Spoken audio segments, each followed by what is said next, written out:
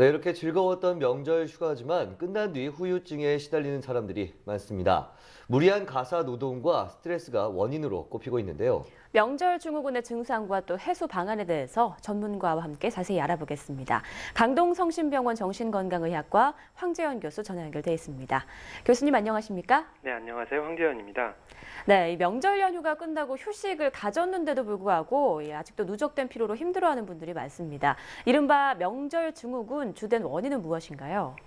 네, 잘 아시리라고 생각합니다만 장거리를 이동한다거나 오랫동안 보지 못했던 친지를 만나서 교제를 한다거나 명절상을 차리고 정리를 한다거나 명절 준비하면 생기는 경제적인 문제로 인해서 걱정을 한다거나 이런 과정 가운데 가족 간의 갈등이 불거지는 등 일상적으로 겪게 되는 스트레스와는 다른 종류의 강도 높은 다양한 육체적, 심리적 스트레스가 원인이 될 수 있습니다.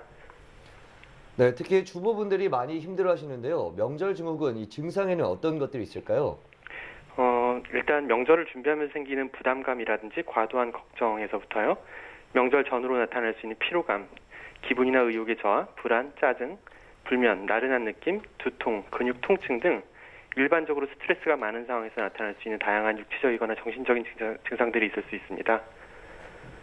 네, 이런 증상이 오래 간다면 마음의 병을 키울 수도 있을 것 같은데요. 실제로 심각한 질병으로 연결되는 경우도 있습니까? 일단 명절은 며칠 내로 지나가고 이와 함께 명절과 관련된 스트레스도 대개는 같이 사라집니다. 이로 인해서 초래된 증상들도 대개는 수일 이내에 호전되고요.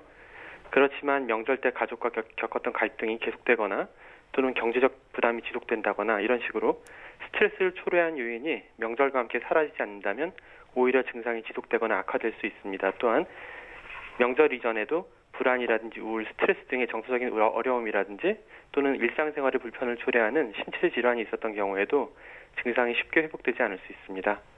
네, 그렇다면 이 명절 증후군을 극복하고 일상에 적응하려면 어떻게 하는 것이 좋을까요?